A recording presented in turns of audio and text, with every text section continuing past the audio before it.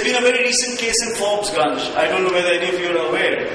Maybe you're in Bengal because you're next to Bihar, but if I ask the same question to a Delhi audience, nobody would know it. In Forbesganj, the police, following an altercation between a corporate house and the local villagers, beat up the villagers, several of whom died. It didn't become a national story. We published photographs, the ELGO published photographs, which are so graphic, which show policemen fully in uniform, beating the crap out of young men and women. Nothing happened. There's, of course, the Manipur Falls encounter case, which Telka exposed, where this young 20-year-old boy was taken into a pharmacy and shot dead by policemen. That, of course, led to an inquiry and change. The point I'm trying to make is that there is a kind of engagement that the elite should have in any society, which we don't currently have, which is limited to a very, very few people. And for us to start getting rosy-eyed about the wonder that is India is a mistake. I think if you don't diagnose the problem, you never solve the problem out. Of course India is our country. Of course our mother is our mother. Of course we love our mother whether she's good or bad. But are we going to fix her problems or not? That's the big question for me at every stage. It's no good just telling ourselves that we are a great country and we are great. And even there are endless debates to be made. I'm an agnostic. I'm not a Hindu by professional sort of, announcements. I'm a Hindu philosophically. I'm proud to be Hindu philosophically. But I think Hinduism itself, which was being praised just now by Tarun so much, has a lot to answer for. It has still to answer for the fact of 200 million Indians being untouchables and Dalits. And who accounts for that? Does that make for a great religion? To me, it shames me. It shames me as a Hindu because I know the wellsprings of Hinduism are extraordinary, the philosophical wellsprings of Hinduism, but its practices are not. And again, we have to find that synapse between the vision, the dream, the idea, and its practice. And again in India we find that there is an increasing chasm between the idea of India, the dream of India, and its true practice. And that's the reason I wish to say, when Tarun excoriates the Maoists, for whom I hold no candle, let me tell you. I mean, if you practice violence, if you break the law, you deserve the punishment that's coming to you. But you still have to see it in context.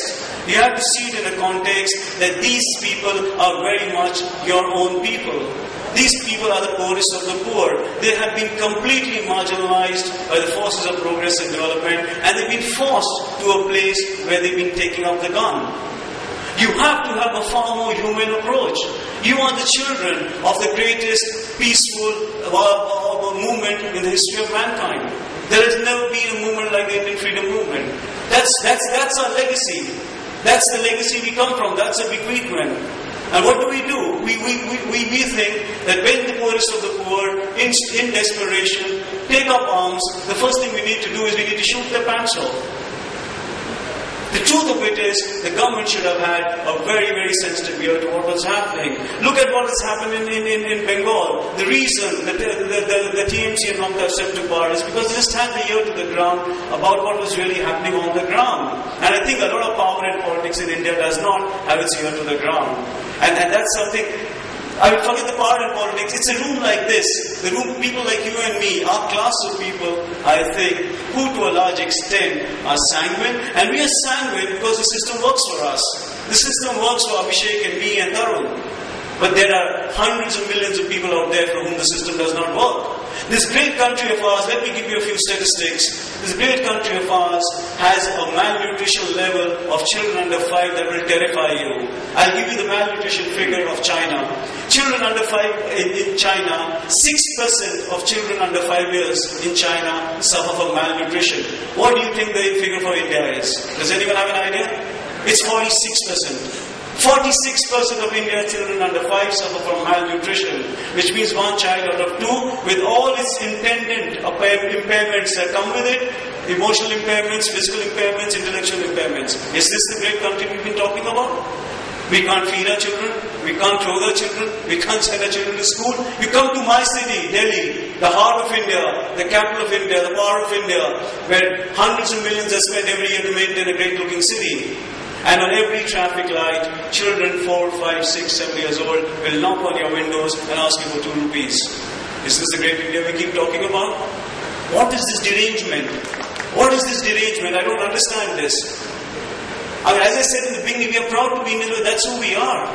I mean, I live and fight for it and work for it every day, but I refuse to become a self-congratulatory, rosy-eyed character about this whole thing. And I'm afraid to say this at this moment, that that's what we have become. Our class has become, the only causes we get involved with are causes that are sexy. So Jessica Lal is an urban cause, and they'll get a lot to do with it. We say that, we work very hard on the case, and people will get involved.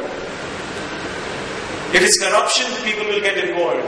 Annaji is a friend of mine. I did not go to Jantar Mantar, and the reason I did not go to Jantar Mantar is because Annaji would have asked me to also speak, and the first thing I would have wanted to say to those 400 middle class people who had gathered at Jantar Mantar is, when was the last time any of you protested against any injustice? When was the last time you protested against any brutality done to tribals or Muslims or Dalits? We didn't. Because it doesn't matter to us. We do not see. We Indians do not see. And I'm telling you all because finally the elite of every civilization shapes the civilization. There has been no civilization in the history of man that has been shaped by anybody else but its elite. The Indian story was also shaped by our own elite. If the elite goes to sleep, civilizations dwindle, they atrophy. And I'm saying that's where we are in many ways today. We are an elite that does not see the poverty outside its doorstep, that does not see the children who can't go to school, that does not see the degradation of hundreds of millions of its own people, but is very, very sanguine about its own little selfish concerns. It's problematic. You know, I was in New Orleans 5 months ago on a summit which was about America, rebooting America. I was one of 2 Indians invited there to speak. And for 2 days, all I heard was speakers talking with American dream. American politicians, American corporate chiefs talking with American dream. And when it was my chance to speak, I said something which I want to share with you. I just said that I've been listening to this American dream, and the American dream really is the pursuit of pleasure and happiness. That is the American dream. I said in India we don't have the American dream. We have the idea of India. And the idea of India is based on tolerance, compassion, and building bridges. That is what lies at the heart of the idea of India. And that's our burden, that's our responsibility. And this is something, there's a saying in Punjabi villages which I heard from my mother, when the partition was just before the partition happened. There used to be a very popular saying there in Punjabi called Gal karo bhai gal karo, sare masle hal karo. The idea of talking, the idea of building bridges. I mean, that is something that we need to reach out towards. I mean, this business of arrested voices comes when we fall into insularities. And India is not built out of an idea of insularity. India is built out of the idea of inclusiveness. And it's more important than ever that all of us begin to, in that sense, reach out.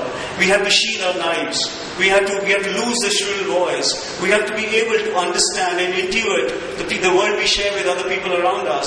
And we have to, at all times, no matter who it is, be able to find that chord of empathy for all kinds of injustice. If that injustice has been done to anybody, it doesn't matter what caste, what creed, what language, what religion, what background, if an injustice has been done, we need to be able to recognize that we need to reach out about that injustice. The last line, and I'll just say, which is what I normally tell young students, but I can share it with you, is that something is axiomatic about the commerce of discourse in life. And what is axiomatic is that if you wish to persuade, then you should be willing to be persuaded. And that's why the most dangerous thing in all discourse today in India is the doctrinal position. Is the position that says, I know right, I know what's good, and you better listen to me and believe me. It's not a dialogue, it's a very dangerous position. Thank you so much. Thank you, Tarun.